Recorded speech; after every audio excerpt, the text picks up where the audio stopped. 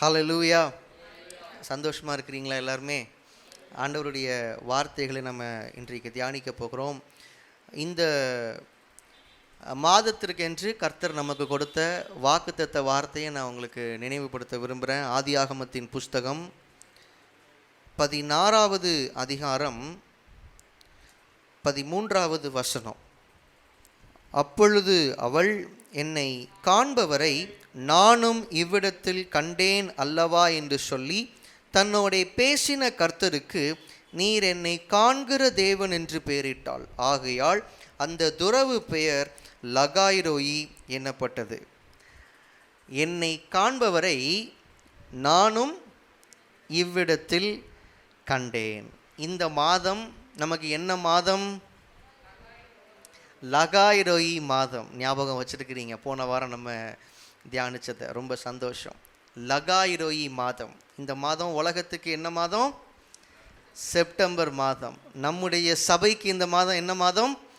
லகாய்ரோயி மாதம். நம்மை காண்பவரை நாமும் காண்கிற, சந்திக்கிற ஒரு மாதம். ஆகாருடைய இந்த லகாய்ரோயி அனுபவத்தை போன ஞாயிற்றுக்கிழமையில் நம்ம தியானித்தோம். அதை தொடர்ந்து இன்றைக்கு இன்னொரு லகாய்ரோயி அனுபவத்தை நம்ம தியானிக்க போகிறோம். யோவான் எழுதின சுவிசேஷம் 4வது அதிகாரம் 4வது வசனத்தில் இருந்து நம்ம இப்போ வாசிக்க போகிறோம். அவர் சமாரியா நாட்டின் வழியாய் போக வேண்டியதாய் இருந்தபடியால் யாக்கோபு தன் குமாரனாகிய யோசேப்புக்கு கொடுத்த நிலத்துக்கு அருகே இருந்த சமாரியாவில் உள்ள சீகார் என்னப்பட்ட ஊருக்கு வந்தார். அங்கே யாக்கோபுடைய கிணறு இருந்தது. இயேசு பிரயாணத்தினால் இளைப்படைந்தவராய் அந்த கிணற்றின் அருகே உட்கார்ந்தார். அப்பொழுது ஏறக்குறைய 6ஆம் மணி வேளையாய் இருந்தது. அவருடைய சீஷர்கள் போஜன பதார்த்தங்களை கொள்ளும்படி ஊருக்குள்ளே போயிருந்தார்கள். அப்பொழுது சமாரியா நாட்டாளாகிய ஒரு ஸ்திரீ தண்ணீர் மொள்ள வந்தாள். இயேசு அவளை நோக்கி, தாகத்துக்கு தா என்றார். யூதர்கள் சமாரியருடனே சம்பந்தம் கலவாதவர்களானபடியால் சமாரிய ஸ்திரீ அவரை நோக்கி, நீர் யூதனாயிருக்க சமாரியா ஸ்திரீயாகிய என்னிடத்தில் தாகத்துக்கு தா என்று எப்படி கேட்கலாம் என்றாள். இயேசு அவளுக்கு பிரதியுத்தரமாக, நீ தேவனுடைய ஈவையும் தாகத்துக்கு தா என்று உன்னிடத்தில் கேட்கிறவர் இன்னார் என்பதையும் அறிந்திருந்தாயானால் நீயே அவரிடத்தில் கேட்டிருப்பாய், அவர் உனக்கு ஜீவ தண்ணீரை கொடுத்திருப்பார் என்றார். அதற்கு அந்த ஸ்திரீ, ஆண்டவரே, மொண்டு கொள்ள உம்மிடத்தில் பாத்திரம் இல்லையே, கிணறும் ஆழமாய் இருக்கிறதே, பின்னே எங்கே இருந்து உமக்கு ஜீவ தண்ணீர் உண்டாகும்? இந்த கிணற்றை எங்களுக்கு தந்த நம்முடைய பிதாவாகிய யாக்கோபை பார்க்கிலும் நீர் பெரியவரோ? அவரும் அவர் பிள்ளைகளும் அவர் மிருக ஜீவன்களும் இதிலே குடித்ததுண்டே என்றாள். இயேசு அவளுக்கு பிரதியுத்தரமாக, இந்த தண்ணீரை குடிக்கிறவனுக்கு மறுபடியும் தாகம் உண்டாகும். நான் கொடுக்கும் தண்ணீரை குடிக்கிறவனுக்கோ ஒரு காலம் தாகம் உண்டாகாது. நான் அவனுக்கு கொடுக்கும் தண்ணீர் அவனுக்குள்ளே நித்திய ஜீவ காலமாய் ஊறுகிற நீரூற்றாய் இருக்கும் என்றார். அந்த ஸ்திரீ அவரை நோக்கி, ஆண்டவரே, எனக்கு தாகம் உண்டாகாமலும் நான் இங்கே மொண்டு கொள்ள வராமலும் இருக்கும்படி அந்த தண்ணீரை எனக்கு தர வேண்டும் என்றாள். இயேசு அவளை நோக்கி, நீ போய் உன் புருஷனை இங்கே அழைத்து கொண்டு வா என்றார். அதற்கு அந்த ஸ்திரீ, எனக்கு புருஷன் இல்லை என்றாள். இயேசு அவளை நோக்கி, எனக்கு புருஷன் இல்லை என்று நீ சொன்னது சரிதான். எப்படி எனில் 5 புருஷர் உனக்கு இருந்தார்கள், இப்பொழுது உனக்கு இருக்கிறவன் உனக்கு புருஷன் அல்ல. இதை உள்ளபடி சொன்னாய் என்றார். அப்பொழுது அந்த ஸ்திரீ அவரை நோக்கி, ஆண்டவரே, நீர் தீர்க்கதரிசி என்று காண்கிறேன். எங்கள் பிதாக்கள் இந்த மலையிலே தொழுது கொண்டு வந்தார்கள், நீங்கள் எருசலேமில் இருக்கிற ஸ்தலத்திலே தொழுது கொள்ள வேண்டும் என்கிறீர்களே என்றாள். அதற்கு இயேசு, ஸ்திரீயே, நான் சொல்லுகிறதை நம்பு. நீங்கள் இந்த மலையிலும் எருசலேமிலும் மாத்திரமல்ல, எங்கும் பிதாவை தொழுது கொள்ளும் காலம் வருகிறது. நீங்கள் அறியாததை தொழுது கொள்ளுகிறீர்கள், நாங்கள் அறிந்திருக்கிறதை தொழுது கொள்ளுகிறோம். ஏனென்றால் இரட்சிப்பு யூதர்கள் வழியாய் வருகிறது. உண்மையாய் தொழுது கொள்ளுகிறவர்கள் பிதாவை ஆவியோடும் உண்மையோடும் தொழுது கொள்ளும் காலம் வரும், அது இப்பொழுதே வந்திருக்கிறது. தம்மை தொழுது கொள்ளுகிறவர்கள் இப்படிப்பட்டவர்களாய் இருக்கும்படி பிதாவானவர் விரும்புகிறார். தேவன் ஆவியாய் இருக்கிறார். அவரை தொழுது கொள்ளுகிறவர்கள் ஆவியோடும் உண்மையோடும் அவரை தொழுது கொள்ள வேண்டும் என்றார். அந்த ஸ்திரீ அவரை நோக்கி, கிறிஸ்து எனப்படுகிற மெசியா வருகிறார் என்று அறிவேன். அவர் வரும்போது எல்லாவற்றையும் நமக்கு அறிவிப்பார் என்றாள். அதற்கு இயேசு, உன்னுடனே பேசுகிற நானே அவர் என்றார். ஹல்லேலூயா. இன்னைக்கு நான் இந்த வசனங்கள் எல்லாவற்றையும் சும்மா கதையை சொல்லிட்டு நான் கடந்து போகாமல் இந்த வசனங்களை வாசித்ததுக்கு காரணம் என்ன அப்படின்னா, இந்த வசனங்களின் வழியாக உங்கள் மைண்ட் அப்படியே ட்ராவல் பண்ணணுங்கிறதுக்காக என்னோட கூட சேர்ந்து நீங்களும் உங்கள் மனசுக்குள்ளே இந்த வசனங்களை வாசிருப்பீங்கன்னு சொல்லி நான் நம்புகிறேன். இப்போ நாம் வாசித்த இந்த வசனங்கள்லேயே உங்களுக்கு இது என்ன சம்பவம்னு புரிஞ்சிருக்கும். ஒரு ஆவிக்குரிய கண்ணோட்டத்தின்படி தான் நான் இந்த சம்பவத்தை லகாய்ரோயி சம்பவம்னு சொன்னேன். மற்றபடி இங்கே நம்ம பார்க்குற இந்த கிணறு ஆகார் பேர் வச்ச லகாய்ரோயி துறவு இல்லை, அது வேற, இது வேற. ஆனால் ஒரு ஒரு ஸ்பிரிச்சுவல் சீக்வலாக நான் இந்த சம்பவத்தை நான் பார்க்குறேன். ஆகாருடைய லகாய்ரோயி சந்திப்புக்கும் சமாரிய ஸ்திரீயினுடைய இயேசுவோடு கூடியதான சந்திப்புக்கும் ஆவிக்குரிய ஒற்றுமைகள் நிறையா இருக்குது. கொஞ்சம் இந்த ரெண்டையும் கம்பேர் பண்ணி யோசிச்சா, அங்கேயும் ஒரு பெண், இங்கேயும் ஒரு பெண், அங்கேயும் ஒரு ஒரு புறஜாதி பெண், ஒரு இஸ்ரவேலன் அல்ல. ஆகார் எந்த தேசத்தை சேர்ந்தவங்க? எகிப்து தேசத்தை சேர்ந்தவங்க. இங்கே சமாரிய ஸ்திரீ யாக்கோபுடைய வம்சமாக இருந்திருந்தாலும் அவர்கள் இஸ்ரவேலர்களால் புறஜாதிகளைப் போல பார்க்கப்படுகிறவர்கள். யாருமே இல்லாத ஒரு வனாந்தரமான சூழ்நிலையில் ஆகார கர்த்தர் சந்தித்தார். இங்கேயும் யாருமே இல்லாத ஒரு பகல் நேரத்தில் ஆண்டவர் சமாரிய ஸ்திரீயை சந்திக்கிறார்.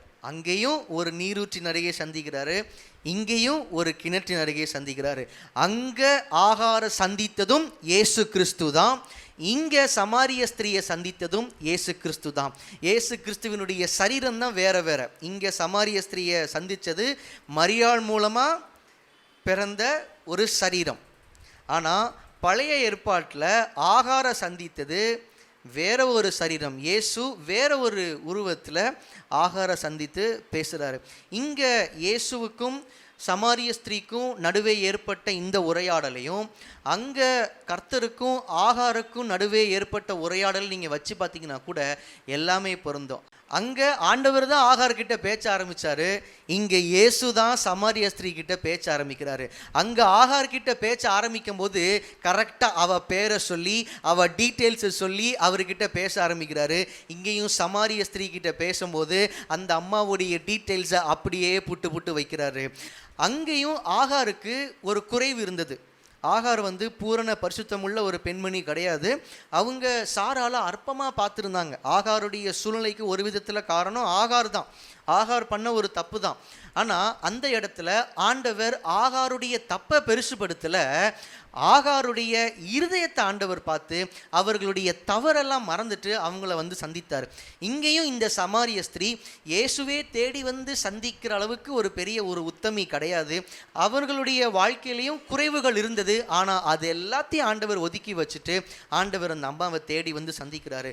ஆகாருடைய லகாய்ரோயி அனுபவத்தில் ஆகாருக்கு தேவையான ஒரு கைடன்ஸ் ஆண்டவர் கொடுக்குறார். நீ போயிட்டுருக்கிற பாதை தவறான பாதை, நீ திரும்பி போக வேண்டிய திசை இதுதான் சொல்லி மறுபடியும் சாராள் பக்கமாக ஆண்டவர் ஆகார நடத்தினார். இங்கே அந்த அம்மா ஸ்பிரிச்சுவலி பிளைண்டாக இருந்தாங்க. அவர்களுடைய ஆவிக்குரிய கண்கள் அடைக்கப்பட்டிருந்தது. ஆண்டவர் அவர்களுடைய ஆவிக்குரிய கண்களை திறந்து அவங்களுக்கு வெளிச்சத்தின் பாதையை காமிக்கிறார். இயேசு கிறிஸ்துவுக்கு நேராக, சுவிசேஷத்திற்கு நேராக நடத்துகிற அந்த வெளிச்சத்தின் பாதையை காமிக்கிறாரு. அங்கே ஆகாரோடு கூட பேசும்போது ஆண்டவர் வாக்குத்தத்தத்தை கொடுத்து முடிகிறாரு. இந்த இடத்துல இந்த சமாரிய ஸ்திரீயோடு கூட பேசும்போது ஆண்டவர் வாக்குத்தத்தத்தை நிறைவேறுதல் நான் தான் நீ எதிர்பார்த்து கொண்டிருக்கிற மெசியான்னு சொல்லி தம்மை அவர்களுக்கு வெளிப்படுத்துகிறார். இப்படி பல விதங்களில் பார்க்கும்போது இந்த சமாரிய ஸ்திரீயுடைய இயேசுவுடனான சந்திப்பு ஒரு ஆவிக்குரிய அர்த்தத்தின்படி ஒரு லகாய்ரோயி சந்திப்பாக இருக்குது. இப்போ ஆகாருடைய லகாய்ரோயி சந்திப்பை நம்ம தியானித்த மாதிரியே இயேசு கிறிஸ்துவும் சமாரிய ஸ்திரீயும் சந்தித்த இந்த ஆவிக்குரிய லகாய்ரோயி சந்திப்பையும் நம்ம தியானிக்க போகிறோம் இன்னைக்கு. மறுபடியும் இந்த வசனங்களை பாருங்க. யோவான் 4வது அதிகாரம் 4வது வசனத்தை பாருங்க. அவர் சமாரிய நாட்டின் வழியாய் போக வேண்டியதாய் இருந்தபடியால் யாக்கோபு தன் குமாரனாகிய யோசேப்புக்கு கொடுத்த நிலத்துக்கு அருகே இருந்த சமாரியாவில் உள்ள சீகோர் என்னப்பட்ட ஊருக்கு வந்தார். அங்கே யாக்கோபுடைய கிணறு இருந்தது. இயேசு பிரயாணத்தினால் இளைப்படைந்தவராய் அந்த கிணற்றின் அருகே உட்கார்ந்தார். அப்பொழுது ஏறக்குறைய 6ஆம் மணி வேளையாய் இருந்தது. அவருடைய சீஷர்கள் போஜன பதார்த்தங்களை கொள்ளும்படி ஊருக்குள்ளே போயிருந்தார்கள். இப்போது இயேசு கிறிஸ்து ட்ராவல் பண்ணி இந்த சமாரியா ஊருக்குள்ளே வரார். இப்போ இங்கே வரும்போது இயேசு கிறிஸ்துவுக்கு பிரயாணம் பண்ணதுனால மிகுந்த ஒரு களைப்பு, ஒரு டயர்டு. அதனால் இயேசு கிறிஸ்து சமாரியா வழியாக போகும்போது அங்கே ஒரு கிணற்றை பார்க்குறாரு. அந்த கிணற்றின் அருகே அப்படியே உட்காந்துட்டார். சீஷர்கள் எல்லாரும் இயேசுவுக்கு சாப்பாடு வாங்கிட்டு வர்றதுக்காக அவங்க ஊருக்குள்ளே போயிட்டாங்க. இப்போ இயேசு தனியாக உட்காந்துருக்கிறார். அப்போது மணி என்னன்னு வாசிக்கிறோம்? 6ஆம் மணி. 6ஆம் மணி அப்படின்னா காலையில் 6 மணியா சாயங்காலம் 6 மணியா நம்ம யோசிக்கக்கூடாது. யூதர்களுடைய வழக்கத்தின்படி அவங்க காலையில் இருந்து தான் டைமை கால்குலேட் பண்ணுவாங்க. ஸோ காலையில் 6 மணியிலிருந்து தான் அவங்களுக்கு டைமே ஆரம்பிக்குது. ஸோ அப்படி காலையில் 6 மணியிலிருந்து பார்த்தா 6ஆம் மணி வேலைன்னா நம்ம கணக்குப்படி எத்தனை மணி? மதியம் 12 மணி, ஏறக்குறைய 12 மணி. உச்சக்கட்ட வெயிலில் ஆண்டவர் ட்ராவல் பண்ணி ரொம்ப டயர்டாக உட்காந்துருக்கிறாரு. அந்த கிணற்றின் அருகே இயேசு உட்கார்ந்துருக்கும் போது சமாரிய ஸ்திரீ வராங்க. 8வது வசனத்தில் பாருங்க. அப்பொழுது சமாரியா நாட்டாளாகிய ஒரு ஸ்திரீ தண்ணீர் மொள்ள வந்தால் இயேசு அவளை நோக்கி தாகத்துக்கு தா என்றார். இந்த வசனத்தினுடைய சரித்திர பின்னணியோடு கூட நான் இதை உங்களுக்கு எக்ஸ்பிளைன் பண்ண விரும்புகிறேன். அன்னைக்கு காலகட்டத்தில் யாருமே உச்சி வெயிலில் தண்ணி எடுக்க வரமாட்டாங்க. எல்லாருமே தண்ணி எடுக்க வர்றதுக்கு ப்ரிஃபர் பண்ணுற டைம் என்ன அப்படின்னா காலையில் வெயிலெலாம் வர்றதுக்கு முன்னாடி, காலையில் வெளிச்சம் வந்ததுக்கப்புறமா வந்து தண்ணி எடுப்பாங்க. அப்படி ரொம்ப தேவைப்பட்டுச்சுன்னா கூட இன்னொரு தடவை தேவைப்பட்டுச்சுன்னா சாயங்காலம் கூட வருவாங்க. வெயில் நேரத்தில் யாருமே தண்ணி எடுக்க வரமாட்டாங்க. அதே நேரத்தில் எந்த பெண்களும் தனி ஒருவராக தண்ணி எடுக்க வரமாட்டாங்க. ஆனால் இந்த அம்மா உச்சி வெயிலில் கிணற்றுக்கு தண்ணி எடுக்க வராங்க. வேற எந்த பெண்களுடைய துணையும் இல்லாமல் தனியாக வராங்க. அந்த அம்மாவனுடைய இருதயத்தில் பலவிதமான சிந்தனைகள் ஓடி இருக்கும். தனிநபராக வராங்க, அவங்களுக்கு எந்த பெண்களுடைய துணையும் இல்லை. அவங்களுடைய லைஃப் ஸ்டைல், அவங்களுடைய கடந்த காலம் ஒரு விரும்பத்தக்க கடந்த காலம் இல்லை. சமாரியர்களாலேயே ஒதுக்கப்பட்ட ஒரு சூழ்நிலை. தனி நபராக இந்த இடத்துக்கு வராங்க. யாருமே ஆதரவாக அந்த அம்மாவுக்கு இல்லாத ஒரு இடத்துல அவங்கள சந்திக்கிறதுக்கு யார் வந்திருக்கிறா அப்படின்னா இயேசு கிறிஸ்துவே வந்திருக்கிறார். ஆனால் அவர் இயேசுங்கிறது இந்த சமாரிய ஸ்திரீக்கு தெரியாது. அவர் தேவனுடைய குமாரன், அவர் மெசியாங்கிறது இந்த உரையாடல் ஆரம்பிக்கும் போது அந்த அம்மாவுக்கு தெரியாது. அவங்க ஒரு சாதாரண ஒரு மனிதர் அப்படின்னு நினச்சிட்டு தான் பேசுகிறாங்க. அவங்களுக்கு தெரிந்ததெல்லாம் இயேசு ஒரு யூதர், ஒரு யூத இனத்தை சேர்ந்த ஒரு ஆண். இது மட்டும்தான் சமாரிய ஸ்திரீக்கு இயேசுவை குறித்து தெரிந்திருந்த ஒரு காரியம். ஆனால் இயேசு யாருன்னு இதை வாசிக்கிற நமக்கு தெரியும். அந்த அம்மா இயேசுகிட்ட பேசும்போது ஒரு யூத ஆணிடத்தில் பேசுகிற மாதிரி பேசுகிறாங்க. ஆனால் இயேசு அந்த அம்மா கிட்ட பேசும்போது தேவனுடைய குமாரனாக பேசுகிறார்.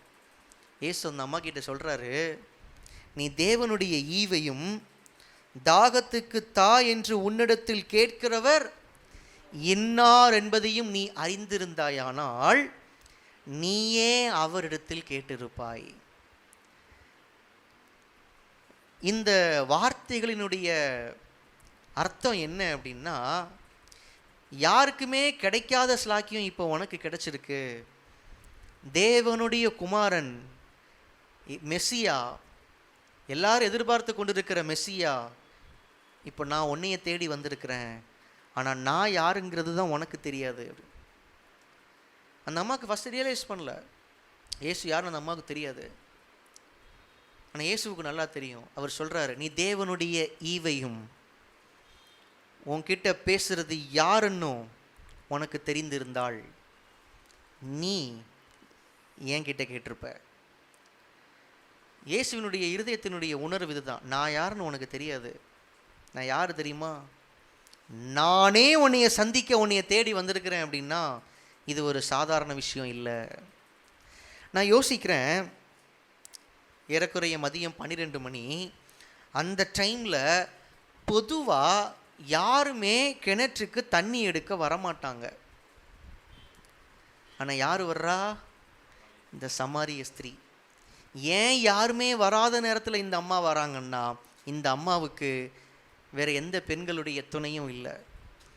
இந்த அம்மா வாழ்ந்த வாழ்க்கை நிமித்தம் அவங்க சொந்த ஜனங்களாலேயே ஒதுக்கப்பட்டிருந்தாங்க. ஒருவேளை எல்லாரும் இருக்கும்போது அவங்க வந்திருந்தாங்கன்னா இவங்களை எல்லாரும் ரொம்ப கேவலமாக ட்ரீட் பண்ணியிருக்கலாம், இவங்கள நோகடிக்கிற மாதிரி வார்த்தைகளெல்லாம் கூட பேசியிருக்கலாம். அது இவங்களுக்கு ரொம்ப கஷ்டமாக கூட இருந்திருக்கலாம். அதனால தான் யாருமே இல்லாத ஒரு நேரத்தை சூஸ் பண்ணுறாங்க.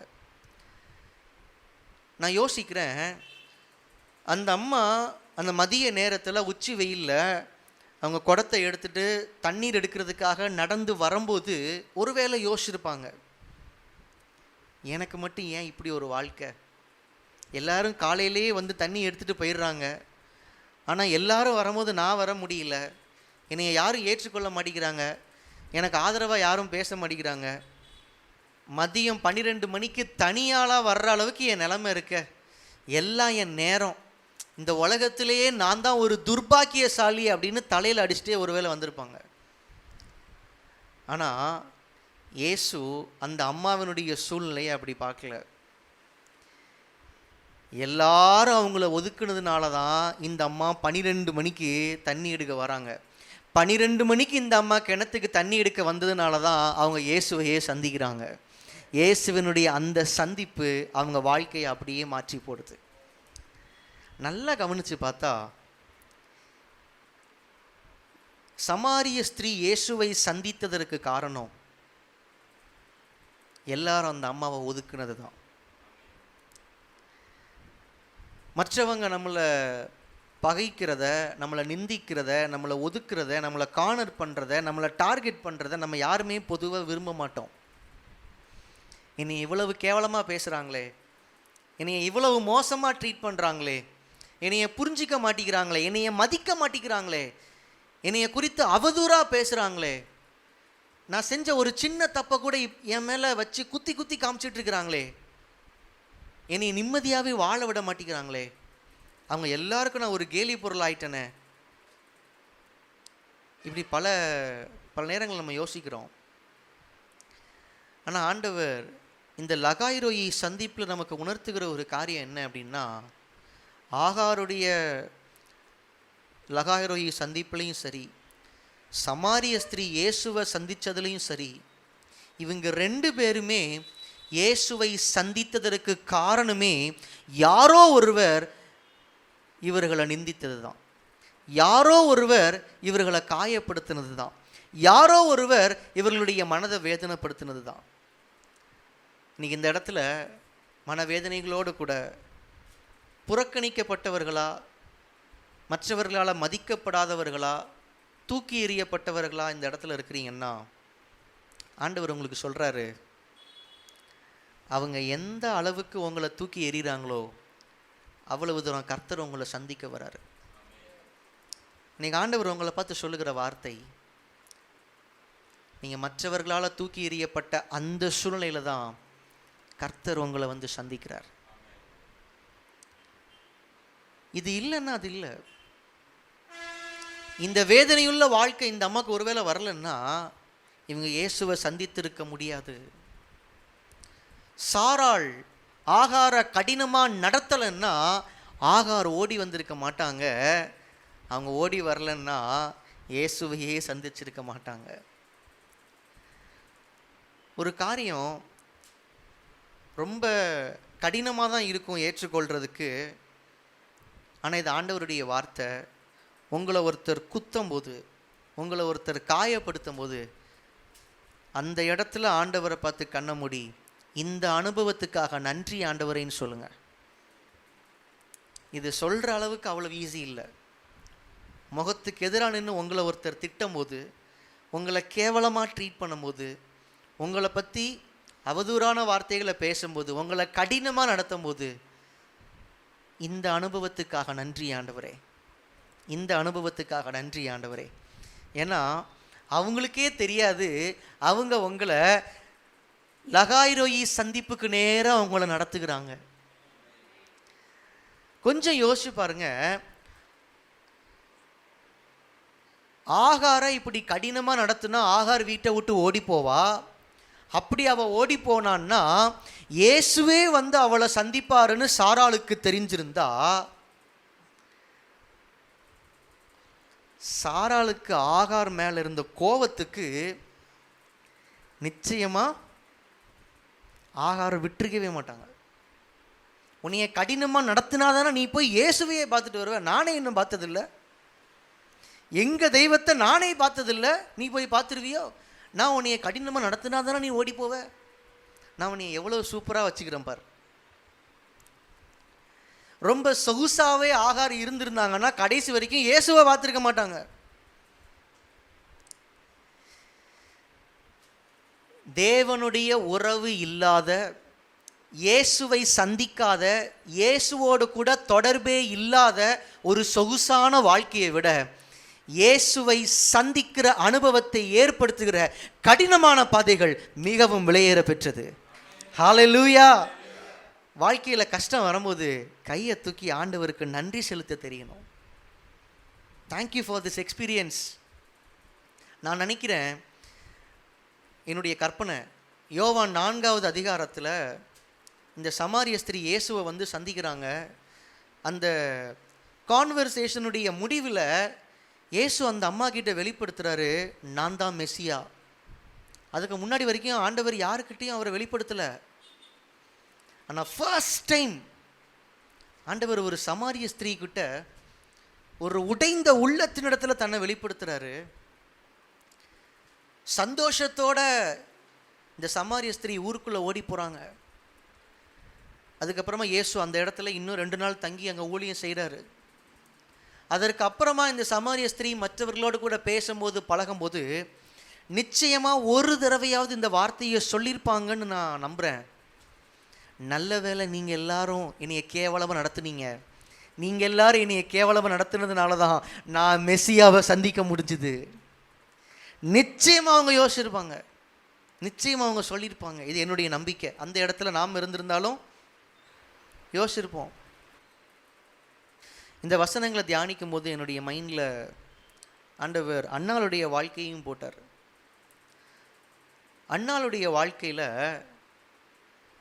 பெனின்னாள் மட்டும் இல்லைன்னா அங்கே ஒரு சாமுவேலே இல்லை.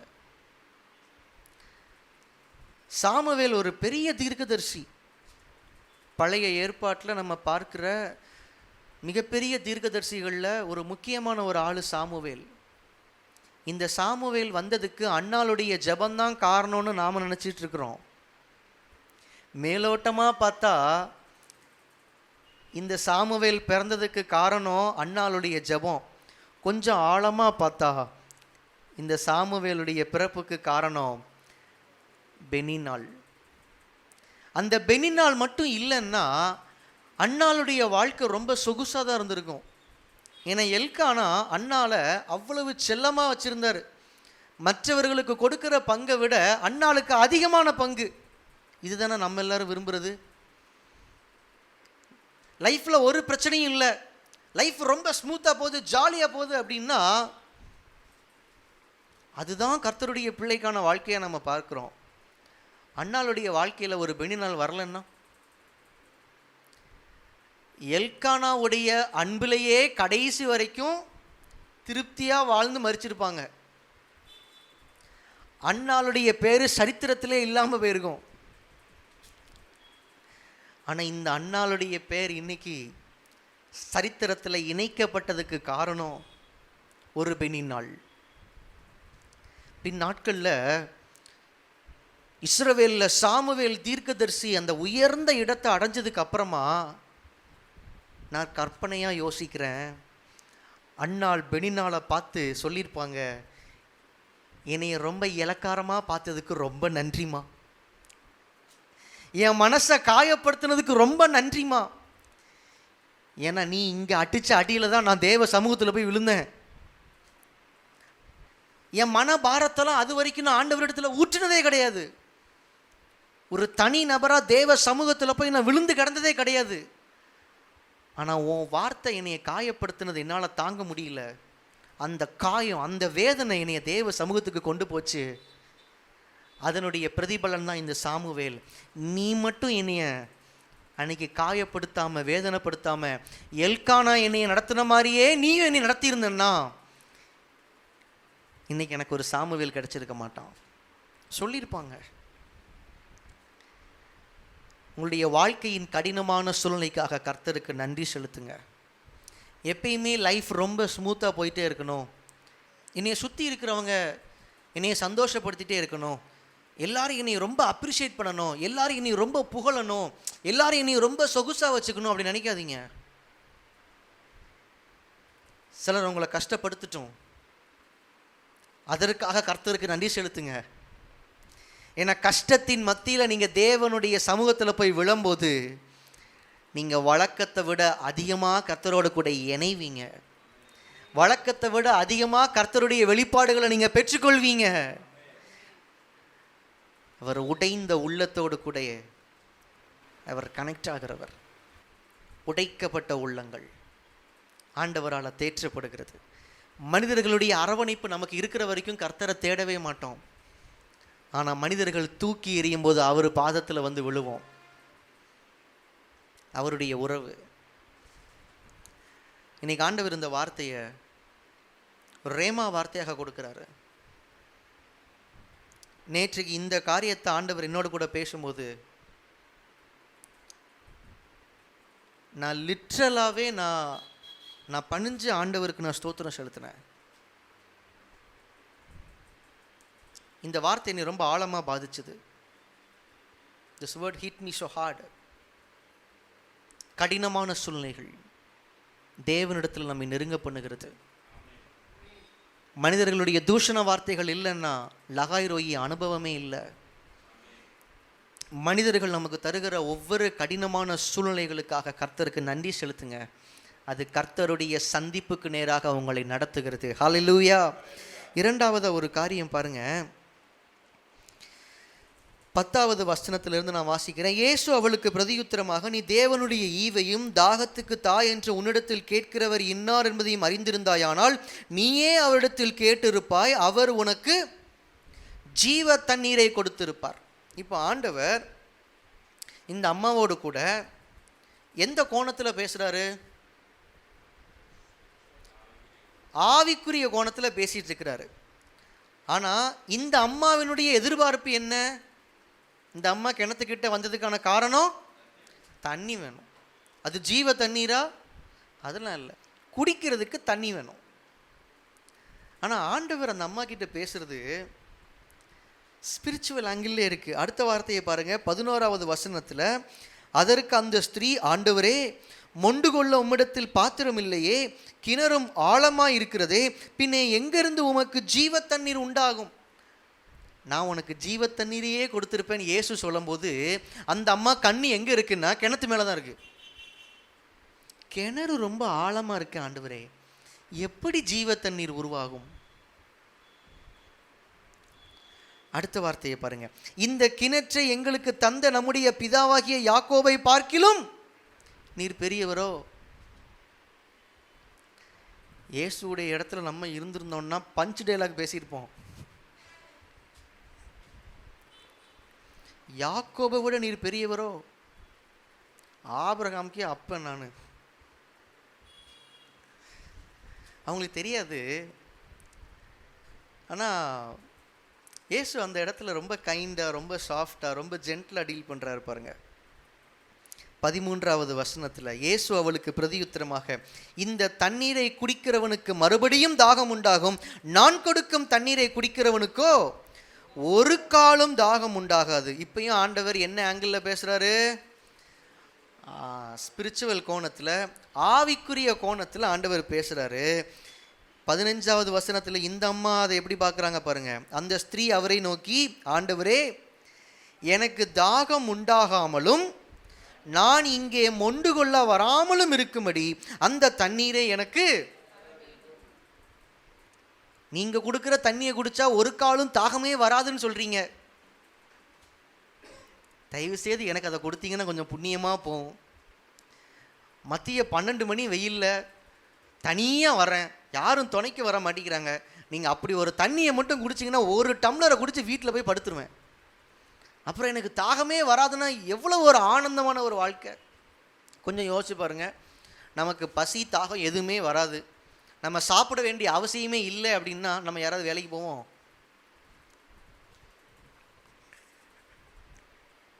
எல்லாம் இந்த ஒரு ஜான் வயிற்றுக்காகலாம். இன்றைக்கி நல்லா சாப்பிட்ணும், நாளைக்கு நல்லா சாப்பிட்ணும், சாப்பிடணும். ஆண்டவர் ஆவிக்குரிய கண்ணோட்டத்தில் பேசும்போதும் இந்த அம்மாவினுடைய புரிதல் எப்படி இருந்துச்சு அப்படின்னா, உலகத்தின்படியே பார்த்தாங்க. அவர்கிட்ட இருந்து எனக்கு மட்டும் அந்த தண்ணி கிடைச்சா நாளைக்கு நான் தண்ணி எடுக்க வர வேண்டாம்ல. இந்த உலகத்தை மையப்படுத்தின பார்வையை ஆண்டவர் இந்த சந்திப்பில் அப்படியே மாத்துறாரு. இன்னைக்கு நம்மள அநேகர் இடத்துல இந்த பார்வை தான் இருக்குது. சமாரிய ஸ்திரீ இயேசுவை சந்திக்க வரும்போது எப்படிப்பட்ட மைண்ட் செட்டோடு வந்தாங்களோ அந்த மைண்ட் செட். ஆண்டவர் நம்மோடு கூட சில வார்த்தைகளை பேசும்போது, சில வாக்குத்தத்தங்களை கொடுக்கும்போது, அவருடைய எல்லா வார்த்தைகளையும் அப்படியே உலக காரியங்களோட, உலக நன்மைகளோடு கூட அட்டாச் பண்ணி அப்படி கனெக்ட் ஆகிறோம். அவர் ஜீவ தண்ணீரை பற்றி பேசும்போதும் மைண்டு என்ன பண்ணுது, ஜீவ தண்ணீரையும் யாக்கோபுடைய கிணற்றையும் கனெக்ட் பண்ணுது. நான் அந்த கிணறை பற்றியே பேசலாமா? உன்னுடைய சரீரத்தை திருப்தியாக்குகிற தண்ணியை பற்றியே நான் பேசலாமா? நான் பேசுகிறது ஜீவ தண்ணீர், உன்னுடைய ஆவிக்குரிய வாழ்க்கைக்கு ஜீவனை கொடுக்கிற தண்ணீர், உனக்கு நித்திய ஜீவனை கொடுக்கிற தண்ணீர். நான் என்ன பற்றி பேசிகிட்டு இருக்கிறேன்? என்னால் உன்னுடைய ஆத்மாவுக்கு கிடைக்கிற நன்மையை பற்றி நான் பேசிகிட்டு இருக்கிறேன். நான் யாருங்கிறத உனக்கு வெளிப்படுத்தும்படியாக பேசிகிட்டு இருக்கிறேன். இந்த பாயிண்ட் ஆஃப் டைமில் இந்த அம்மாவுக்கு இயேசுவை குறித்து அறிந்து கொள்கிற ஆர்வம் இல்லை. இந்த அம்மாவினுடைய ஆர்வம், அவர் ஏதோ தண்ணி வச்சுருக்கிறாராம், அந்த தண்ணியை குடித்தா தாகம் வராதான், அந்த தண்ணி எனக்கு வேணும். இன்றைக்கி நிறையா நேரத்தில் ஆண்டவரிடத்தில் வரும்போது நம்ம மைண்ட் செட் இப்படி தான் இருக்குது. அவர்கிட்ட வந்தால் எனக்கு சுகம் கிடைக்கும், அவர்கிட்ட வந்தால் நான் ஜெபிக்கிற காரியம் எனக்கு நடக்கும், நான் எந்த நன்மைக்காக நான் காத்திருக்கிறேனோ அது எனக்கு கிடைக்கும், நான் அவர்கிட்ட வந்தால் என் ஆசையெல்லாம் அவர் எனக்கு நிறைவேற்றி கொடுப்பாரு, அவர்கிட்ட நம்ம என்ன சொன்னாலும் அவர் அதை செய்வாராமே, அதுக்காக தான் நான் அவர்கிட்ட வந்தேன். இப்படி கிணற்றோடு கூட இணைக்கப்பட்டவர்களாக இயேசுவோடு பேசி கொண்டிருக்கிறோம். இயேசு நம்மோடு கூட பேசுகிற வார்த்தைகளையும் கிணற்றோடு கூட தொடர்பு படுத்தியே புரிந்து கொள்கிறோம். கிணறு வேற, கிணறு இந்த பூமிக்குரியது, இது வேற உலகம், அவர் பேசுகிற வார்த்தை வேற உலகம். அவர் பூமிக்குரியவைகளை பேசலை, அவர் தேவ ராஜ்யத்திற்குரியவைகளை பேசி கொண்டிருக்கிறாரு.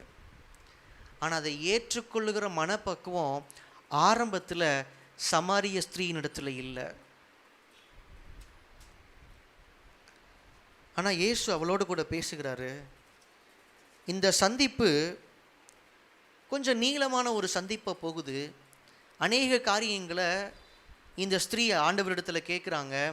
ஆண்டவர் அவங்களுக்கு நிறைய எக்ஸ்பிளைன் பண்ணுறாரு. நான் எல்லா வசனங்களையும் நான் வாசித்து இந்த சம்பவத்திலிருந்து நிறையா தியானிக்க முடியும், பட் அதெல்லாம் நான் இப்போ பேச போகிறதில்ல. நமக்கு இன்றைக்கி தேவையான சில வார்த்தைகளை மட்டும் நான் பேச விரும்புகிறேன். நிறைய கேள்விகள் இந்த அம்மா கேட்குறாங்க. இந்த சமாரிய ஸ்திரீனுடைய எல்லா கேள்விகளுக்கும் ஆண்டவர் விளக்கத்தை சொல்கிறாரு. நீங்கள் எதிர்பார்த்து கொண்டிருக்கிற அந்த மெஸ்ஸியா வேற யாரும் இல்லை, நான் தான் அப்படிங்கிற அந்த வெளிப்பாடை கொடுக்குறாரு. அந்த வெளிப்பாடை கொடுத்த பிற்பாடு நடந்த சம்பவம் என்ன தெரியுமா? 25வது வசனத்தில் பாருங்கள். அந்த ஸ்திரீ அவரை நோக்கி, கிறிஸ்து என்னப்படுகிற மெசியா வருகிறார் என்று அறிவேன். அவர் வரும்போது எல்லாவற்றையும் நமக்கு அறிவிப்பார் என்றாள். அதுக்கு இயேசு என்ன சொன்னார்? அடுத்த வசனத்தில் பாருங்க. அதற்கு இயேசு, உன்னுடனே பேசுகிற நானே அவர். அவர் தான் தேவனுடைய குமாரன், அவர் தான் மெசியா. இவ்வளவு நேரம் ஜீவத்தண்ணீர் ஜீவத்தண்ணீர்னு பேசினேனே, அது கிணத்தை பற்றி இல்லைம்மா, அது என்னைய பற்றி. அநேக வாக்கு தத்தங்களை பிடித்து கொண்டு, மெசியா வருவாருங்கிற வாக்கு தத்தங்களை பிடித்து கொண்டு அநேக நாட்கள் நீ காத்து கொண்டு இருக்கிறிய, அந்த வார்த்தையின் நிறைவேறுதலை நான் தாமா, நான் தான் மெசியா, நான் தான் தேவனுடைய குமாரன். இயேசு தம்மை அந்த ஸ்திரீக்கு வெளிப்படுத்துறாரு. இப்போதான் அந்த அம்மா ஆவிக்குரிய கண்கள் வழியே இயேசுவை பார்க்குறாங்க, ஆவிக்குரிய ரீதியில் இயேசுவோடு கூட கனெக்ட் ஆகுறாங்க. அடுத்து நடந்தது என்ன தெரியுமா? 28வது வசனம் பாருங்க. அப்பொழுது அந்த ஸ்திரீ தன் குடத்தை வைத்துவிட்டு ஊருக்குள்ளே போய். இந்த அம்மா வந்தது எதுக்காக? தண்ணிக்காக. இந்த குடம் நிறைய எனக்கு தண்ணி வேணும்னு தான் கிணத்துக்கே வந்தாங்க. ஆனால் இயேசுவை பார்த்ததுக்கு அப்புறமா, ஐயா நான் இயேசுவையே பார்த்துட்டேன் ஐயா, எனக்கு ஜீவ தண்ணீரை கொடுக்கிறவரையே நான் பார்த்துட்டேன்யா, என்னுடைய ஆவிக்குரிய நன்மைகளுடைய ஊற்றை நான் பார்த்துட்டேன்யா, இதுக்கு மேலே என்னையா இந்த குடம்னு அவங்க அந்த குடத்தை அங்கேயே இறக்கி வச்சுட்டு ஊருக்குள்ளே ஓடுறாங்க. இந்த குடத்தை இறக்கி வைக்கிற மைண்ட் செட் நமக்கு வேணும்.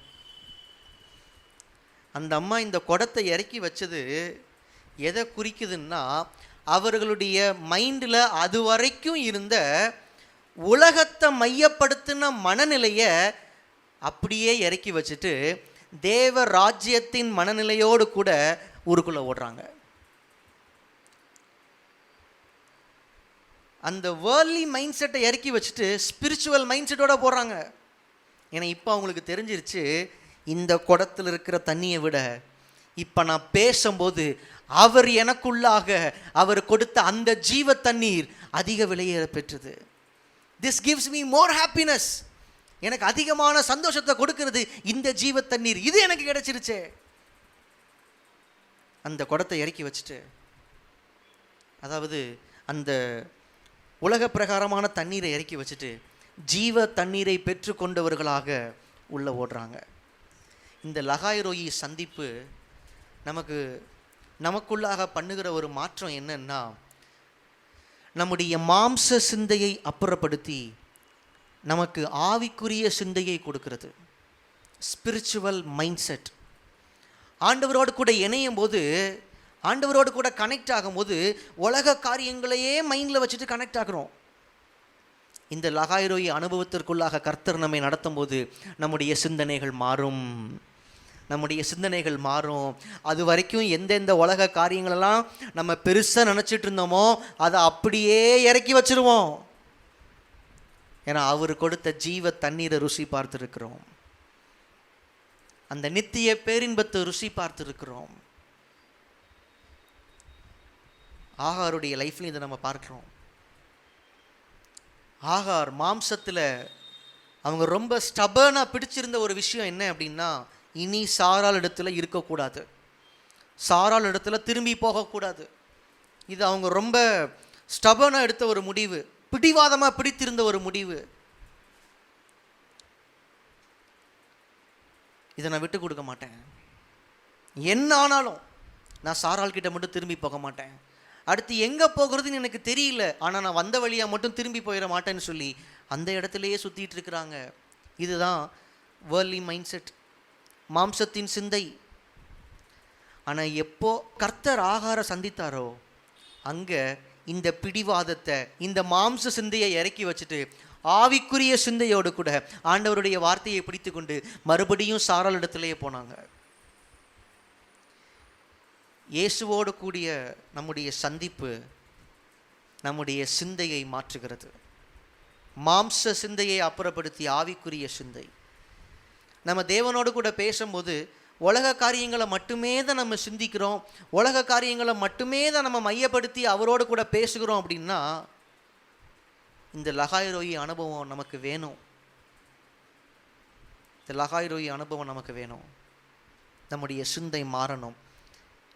இயேசுவுடைய சந்திப்பு நம்முடைய சிந்தையை மாற்றுகிறது. மூன்றாவது ஒரு காரியத்தை நான் சொல்லி முடிக்கிறேன். 28வது வசனத்திலிருந்து பாருங்க. அப்பொழுது அந்த ஸ்திரீ தன் குடத்தை வைத்துவிட்டு ஊருக்குள்ளே போய் ஜனங்களை நோக்கி, நான் செய்த எல்லாவற்றையும் ஒரு மனுஷன் எனக்கு சொன்னார், அவரை வந்து பாருங்கள், அவர் கிறிஸ்துதானோ என்றார். அப்பொழுது அவர்கள் ஊரிலிருந்து புறப்பட்டு அவரிடத்தில் வந்தார்கள். மூன்றாவதா, இந்த லகாய்ரோயி அனுபவம் கொடுக்குற ஒரு மைண்ட் செட் என்னன்னா, தேவ ராஜ்யத்தின் மனநிலை, the kingdom of God mindset. Spiritual mindset வேற, kingdom of God mindset வேற. நம்ம ரெண்டாவது காரியமாக நம்ம தியானித்தது ஸ்பிரிச்சுவல் மைண்ட் செட், ஆவிக்குரிய மனநிலை. ஆவிக்குரிய கண்களோடு கூட தேவனை பார்ப்பதும் நம்முடைய வாழ்க்கையை பார்ப்பதும் ஸ்பிரிச்சுவல் மைண்ட் செட், ஆவிக்குரிய மனநிலை. மூணாவதா கிங்டம் மைண்ட் செட், தேவ ராஜ்யத்தின் மனநிலை. இந்த அம்மா இயேசு தருகிற ஜீவ தண்ணீரை பெற்றுக்கொண்டாங்க. இந்த எக்ஸ்பீரியன்ஸ், இந்த லகாய்ரோயி அனுபவம் இந்த அம்மாவை வீட்டுக்கு போக விடலை, சும்மா இருக்க விடலை. ஊருக்குள்ளே போய் அநேகருக்கு இயேசுவை குறித்து சொல்ல வச்சுது. இந்த ஜீவ தண்ணீரை நம்ம அனுபவிக்கும் போது நம்மளால் அமைதியாக இருக்க முடியாது. ஒரு காரியத்தை நம்ம ரொம்ப சந்தோஷமாக அனுபவிக்கிறோன்னா நிச்சயமாக அதை யாருக்கிட்டையாவது சொல்லணும்னு நம்ம நாக்கு துடிக்கும். புதுசாக ஒரு கடை திறந்துருக்குறாங்க, அந்த கடையில் சாப்பாடு ரொம்ப நல்லா இருக்குது அப்படின்னா ஒரு தடவை அந்த கடையில் வாங்கி சாப்பிட்ருப்போம்.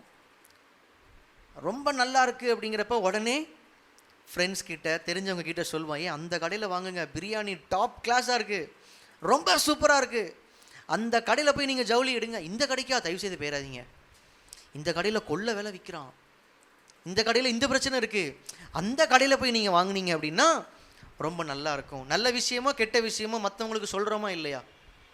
நான் இப்படி அனுபவப்பட்டேன், இந்த பக்கம் தயவு செய்து போயிடாதீங்க, இந்த பிராண்டு ஃபோன் வாங்கிடாதீங்க, இந்த பைக்கை மட்டும் வாங்கிடாதீங்க அப்படிலாம் சொல்கிறோம்ல. ஆனால் ஏன் ஆண்டவருடைய உறவு நமக்கு கொடுக்குற சந்தோஷத்தை நம்ம அவ்வளோ ஈஸியாக ஷேர் பண்ண மாட்டேங்கிறோம்?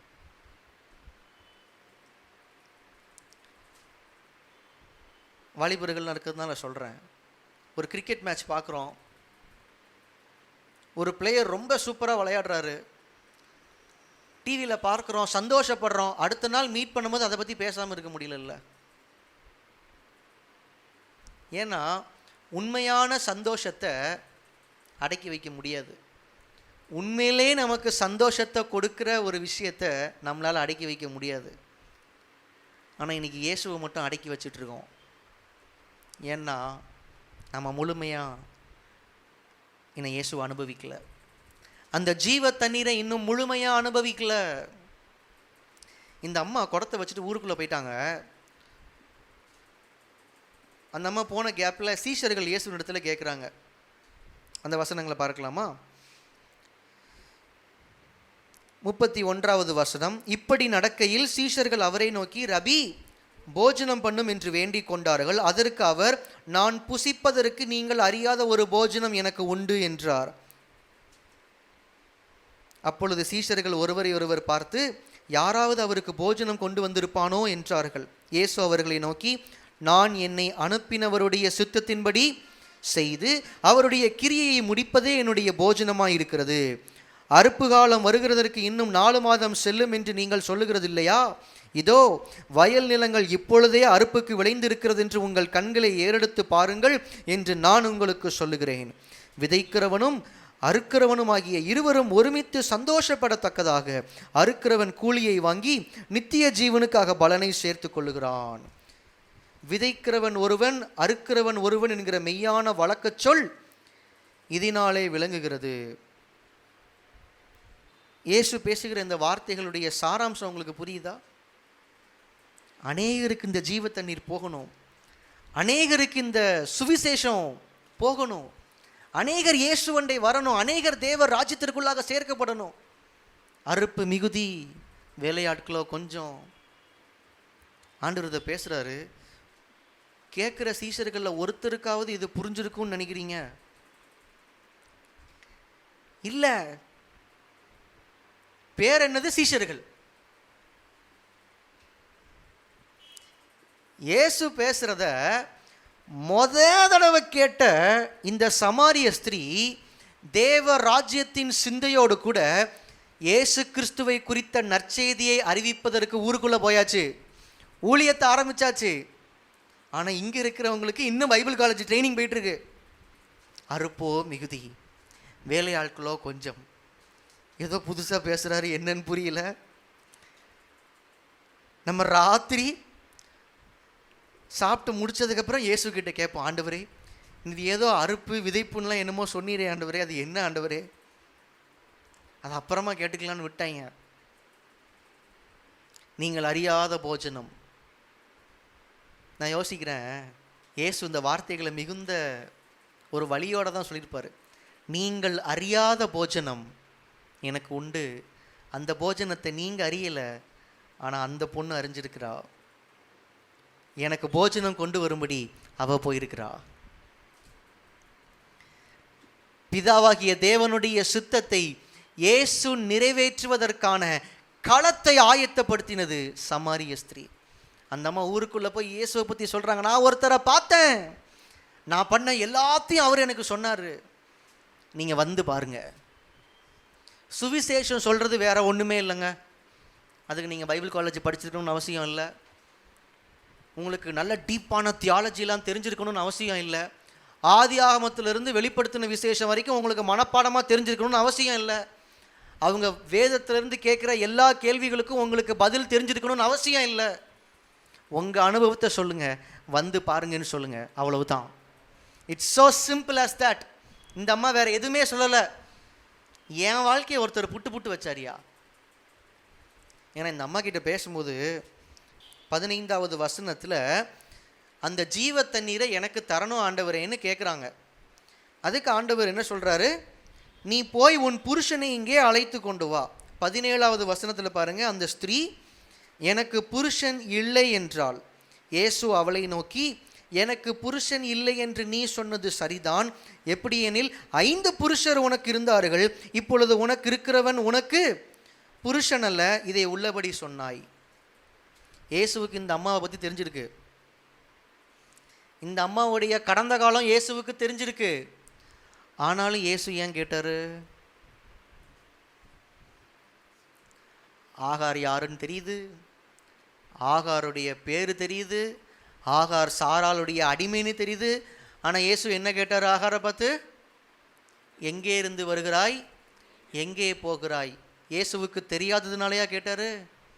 இல்லை, அந்த அம்மா ரியலைஸ் பண்ணுங்கிறதுக்காக கேட்டார். இங்கே இந்த சமாரிய ஸ்திரீயுடைய வாழ்க்கை இயேசுவுக்கு நன்றாகவே தெரியும். இந்த அம்மாவுக்கு 5 புருஷர்கள், 5 திருமண வாழ்க்கை. ஒரே நேரத்தில் இல்லை, ஒருத்தருக்கு அப்புறம் ஒருத்தர் அப்படி இருந்திருக்கணும். 5 திருமண வாழ்க்கை தோல்வி அடைந்திருக்கிற ஒரு ஸ்திரீ, திருமண வாழ்க்கை மேலே நம்பிக்கை இல்லாமல், இல்லைன்னா ஆண்கள் மேலே நம்பிக்கை இல்லாமல், உறவுகள் மேலே நம்பிக்கை இல்லாமல், இப்போ இந்த அம்மா ஒருத்தர் கூட இருக்கிறாங்க. ஆனால் அவர் யார் கிடையாதான்? இந்த அம்மாவுக்கு புருஷன் கிடையாதான். நான் யோசிச்சு பார்க்குறேன், ஆண்டவர் இந்த புருஷன்கிற ஸ்தானத்தை எவ்வளவு ஆனர் பண்ணுறாரு. புருஷன் மனைவி அப்படிங்கிற அந்த ஸ்தானத்தை எவ்வளவு ஆனர் பண்ணுறாரு. ஹஸ்பண்ட் ஒய்ஃப், இந்த வார்த்தையெல்லாம் நம்ம ஈஸியாக பயன்படுத்திட்டு போயிடுறோம். லவ் பண்ணிட்டு இருக்கிற 2 பேரும் ஒருத்தர் ஹஸ்பண்ட் ஒய்ஃப்னு கூப்பிட்டுக்கிறாங்க. கல்யாணமே இருக்காது, இவங்க 2 பேரும் லவ் பண்ணுறாங்கன்னு வீட்டுக்கே தெரியாது. ஆனால் ஒருத்தருக்கு ஒருத்தர் மற்றவங்க கிட்ட இன்ட்ரடியூஸ் பண்ணும்போது, அறிமுகப்படுத்தும் போது என் ஒய்ஃப், என் ஒய்ஃப். ஆனால் ஆண்டவர் இதை விளையாட்டாகவே பார்க்கல. உன் கூட இருக்கிறான், சில வருஷமாக இருக்கிறான், அதுக்காகலாம் அவன் புருஷன் கிடையாது. ஆண்டவர் அந்த அந்த லிவிங் இன் ரிலேஷன்ஷிப்பையும் திருமணத்தையும் எப்படி டிஃப்ரென்ஷியேட் பண்ணி பார்க்குறாரு பாருங்க. நீங்கள் ஒருத்தர் விரும்பி கூட இருக்கிறீங்கிறதுனால இது திருமணம் இல்லை, இது கர்த்தர் அங்கீகரிக்கிற ஒரு உறவு இல்லை. ஆண்டவர் அதை சொல்கிறாரு. இந்த அம்மா ஷாக் ஆயிட்டாங்க, நம்மளை பற்றி அப்படியே புட்டு வைக்கிறாரு. இன்னொன்று நான் ரொம்ப ஆச்சரியப்படுறேன், இந்த இடத்துல வேறொரு நபர் இருந்திருந்தாங்கன்னா இந்த சந்திப்பு அங்கேயே கட்டாயிருக்கும். நான் யாருன்னு எனக்கு தெரியும், போயான்ட்டு போயிருப்பாங்க. நம்ம பண்ணுற தப்ப ஒருத்தர் பேசுகிறாரு, அதுக்கப்புறம் அவர் கூட எப்படி கனெக்ட் ஆகுறாங்க. நம்ம பண்ணுற ஒரு தப்பை ஒருத்தர் நம்மக்கிட்ட சொல்லி காமிச்சிட்டாங்கன்னா அடுத்த தடவை அவங்கள சந்திக்கிறதே அவாய்ட் பண்ணுறோம்ல. எனக்கு இது தப்பாக தோணலை, நான் இதை செய்கிறேன், நீங்கள் யார் இதை தப்புன்னு சொல்கிறதுக்கு? எதிர்த்து பேசுகிறோம்ல. இந்த அம்மா எதுவுமே பண்ணல, அவங்க அப்படியே ஆண்டவர்கிட்ட சரண்டர் ஆகுறாங்க, மறுபடி கனெக்ட் ஆகுறாங்க. இந்த லகாய்ரோயி எக்ஸ்பீரியன்ஸ் நமக்கு கொடுக்குற அந்த மாற்றத்தை பார்த்தீங்களா? நம்முடைய குற்றங்களை கர்த்தர் நமக்கு வெளிப்படுத்தும் போது அதை ஏற்றுக்கொள்ளுகிற மனப்பக்குவம் வேணும். கர்த்தர் நம்மோடு கூட பேசும்போது என்கிட்ட இந்த குறை இருக்குது, இதை கர்த்தர் எனக்கு பேசுகிறாரு, அப்போ நான் இதை மாற்றணும், நான் இந்த விஷயத்தை மாற்றி நான் கர்த்தருடைய வார்த்தையின்படி இன்னும் வளரணும், அந்த இருதயம் நமக்கு வேணும். இப்போ என்ன பண்ணிடுறோம்? ஆண்டவருடைய வார்த்தை நமக்கு பிடிச்ச மாதிரி நம்மக்கிட்ட வரணும். நமக்கு பிடிக்காத மாதிரி ஆண்டவர் நம்மக்கிட்ட பேசினார்னா சர்ச்சை மாற்றிடுவோம். இயேசு இந்த அம்மாவினுடைய இந்த கருப்பு பக்கத்தை பேசுனதுக்கு காரணம் இந்த அம்மாவை குற்றப்படுத்துறதுக்காக இல்லை. இதை ஜனங்கள் எல்லாரும் சொல்லி காமிச்சிருப்பாங்க, ஆனால் அது இந்த அம்மாவை வேதனைப்படுத்துச்சு. ஆனால் இயேசுவினுடைய வார்த்தைகளில் இந்த அம்மா ஒரு அன்பை பார்த்தாங்க. அவர் என்னுடைய நன்மைக்காக ஒரு காரியம் சொல்கிறாரு. மற்றவங்களாம் என்னையை பற்றி தெரிஞ்சிருக்கிறதுனால என்னையை ஒதுக்குறாங்க. இங்கே ஒருத்தர் இவ்வளவு நேரம் என்னையை பற்றி பேசுகிறாரு, என்னையை பற்றி அவருக்கு தெரியாதுன்னு நினச்சா எல்லாத்தையும் டீட்டெயிலாக தெரிஞ்சுட்டு வந்து என்கிட்ட அன்பாக பேசுகிறாரு. அந்த டிஃப்ரென்ஸ் உங்களுக்கு புரியுதா? நம்முடைய தவறுகளின் நிமித்தம் அவர் நம்மை ஒதுக்குவது இல்லை. நம்முடைய கருப்பு பக்கங்கள் அவருக்கு தெரியும், நம்முடைய குறைகள் அவருக்கு தெரியும். ஆனாலும் அவர் நம்மை சேர்த்து கொள்ளுகிறவர் தான். ஆனால் சேர்த்து கொண்டு அவர் என்ன செய்வார்னா, இது வேண்டாமா, இது வேணாம் தம்பி, உன் லைஃபுக்கு இது வேண்டாம், இந்த பாவம் வேண்டாம், இந்த பழக்கம் வேண்டாம், இந்த உறவு வேண்டாம், அவர் அதை டீச் பண்ணுவார். நான் இருக்கிறபடியே இருப்பேன், எனக்கு அவர் ஜீவ தண்ணீரை கொடுக்கணும் அப்படின்னா அதை ஒரு நாள் அனுபவிக்க முடியாது. இந்த அம்மா எனக்கு ஜீவ தண்ணீரை தாங்கன்னு சொல்லி கேட்ட உடனே இயேசு என்ன சொல்கிறாருன்னா, உன் புருஷனை கூட்டிகிட்டு வா. அந்த அம்மா கிட்ட இருக்கிற ஒரு குறைய ஆண்டவர் சரி பண்ணுறாரு. ஏன்னா அந்த குறைய சரி பண்ணாதான் அவர் தர்ற ஜீவ தண்ணீரை இவங்க அனுபவிக்க முடியும், அந்த நித்திய ஜீவனை இவங்க அனுபவிக்க முடியும், அந்த ஆத்தும பேரின்பத்தை இவங்க அனுபவிக்க முடியும். இவங்க அதை எக்ஸ்பீரியன்ஸ் பண்ணுறாங்க, ஆண்டவருக்கு இவங்களை ஒப்பு கொடுக்குறாங்க, இவங்க லைஃப்பில் ஒரு மாற்றம் வருது.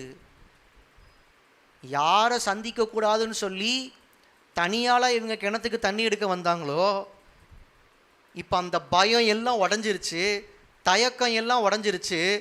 அவங்கள தேடி இப்போ இந்த அம்மா போகிறாங்க.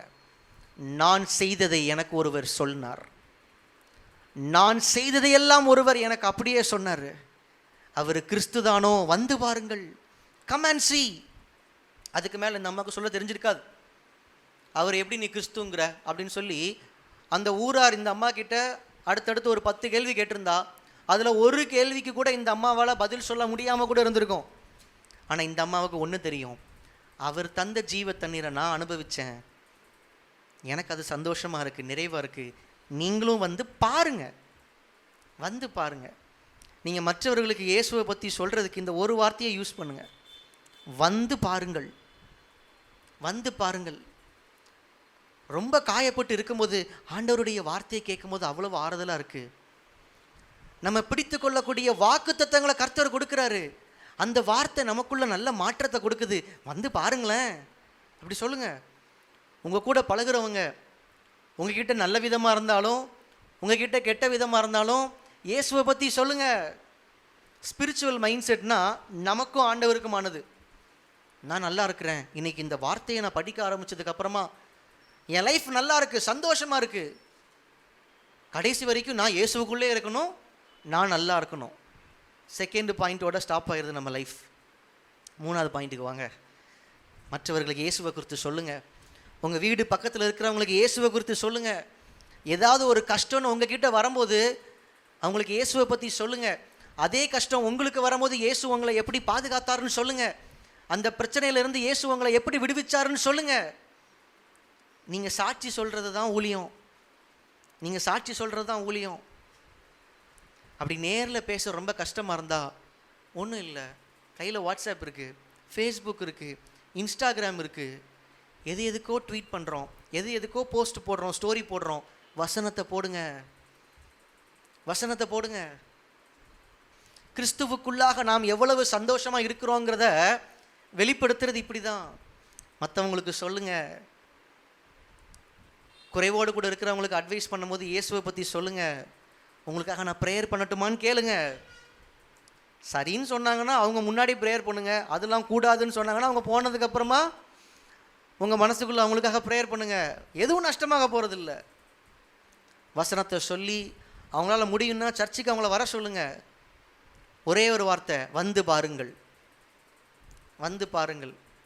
இன்றைக்கி உங்களில் சிலரே இங்கே வந்ததுக்கு காரணம் இந்த ஒரு வார்த்தை தான். ஒரு தடவை வந்து பாருங்கள். சில நேரம் உங்கள் மைண்ட்லேயே தோணியிருக்கும், ஒரு தடவை போய் பார்ப்போமே. அப்படி ஒரு தடவை போய் பார்ப்போமேன்னு நினச்சிட்டு வந்ததுலேருந்து இங்கேயே செட்டில் ஆகிட்டீங்கல்ல. இந்த ஒரு தடவை வந்து பாருங்கிற அந்த வார்த்தை ரொம்ப பவர்ஃபுல்லான வார்த்தை. நான் 2 வசனங்களை நான் உங்களுக்கு காமிச்சு நான் முடிக்கிறேன். இதே யோவான் 4வது அதிகாரம்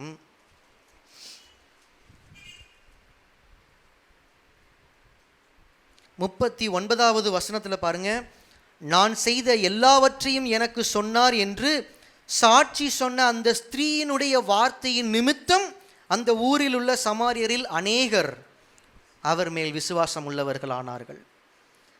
இந்த அம்மாவை அந்த ஊரில் உள்ளவங்க யாருமே ஏற்றுக்கொள்ளலை, யாருமே மதிக்கல.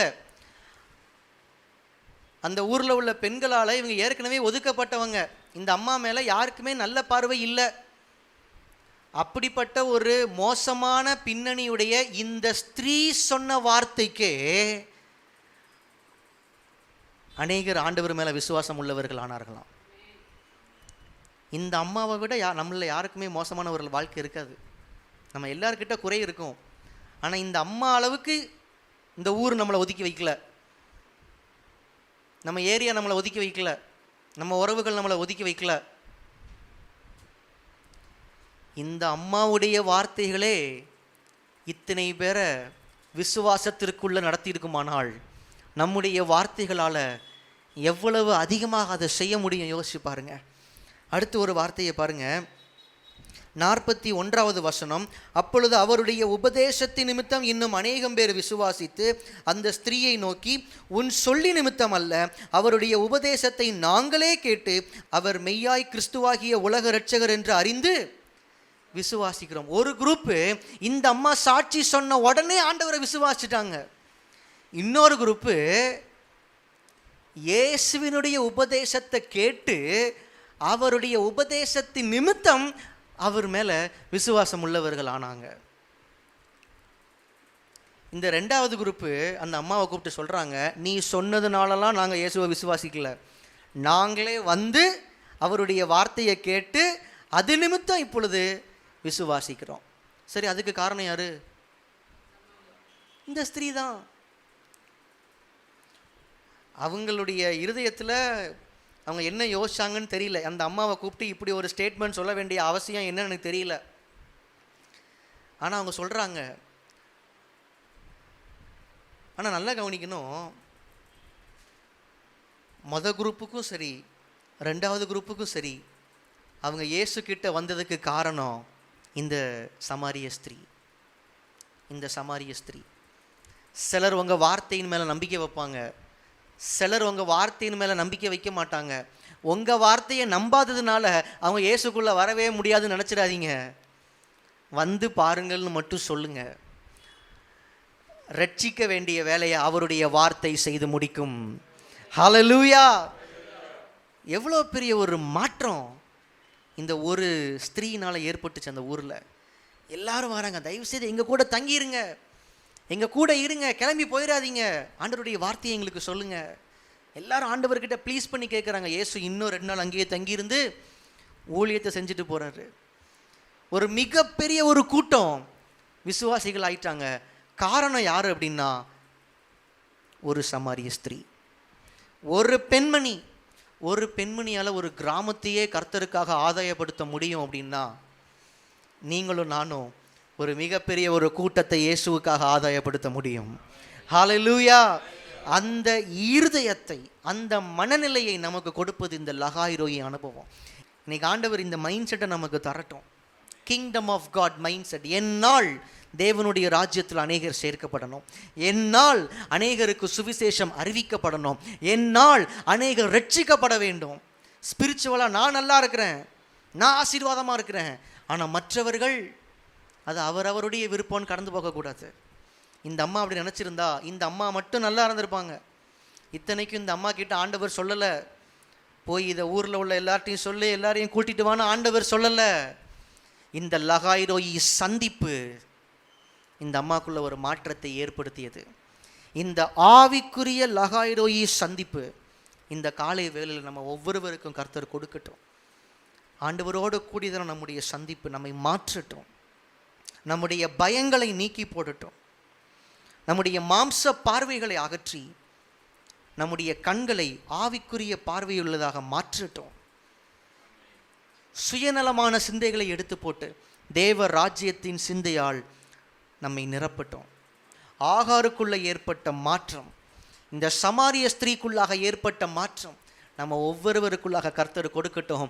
நாம் கர்த்தருடைய ராஜ்யத்தில் நாம் தேவனை மகிமைப்படுத்துவோம். கர்த்தர் நம்மை ஆசீர்வதிப்பார். ஹல்லேலூயா!